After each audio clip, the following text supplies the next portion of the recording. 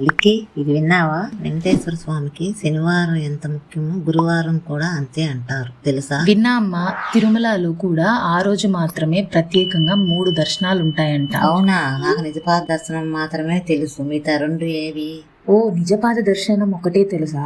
అయితే గురువారం ఉదయం సకల ఆభరణాలతోటి మొదటి దర్శనం అవుతుంది. 2వ అర్చన తర్వాత ఆ శ్రీ వెంకటేశ్వర స్వామికి ఆభరణాలు అలంకారాలు లేకుండా 2వ దర్శనం. దీన్నే నువ్వు చెప్పిన నిజపాద దర్శనం అని అంటారు. ఇది ఎలా ఉంటుంది అంటే నొసట సన్నని నామం మాత్రమే ఉంటుంది. దీన్నే మనం నేత్ర దర్శనం అని కూడా అంటారు. ఆ సమయంలో స్వామి వారి నేత్రాలను దర్శించవచ్చు. ఇంకా రాత్రి తోమాల సేవ. ఈ తోమాల సేవ అయిన తర్వాత పూలంగి సేవలో దర్శనం ఇస్తారు.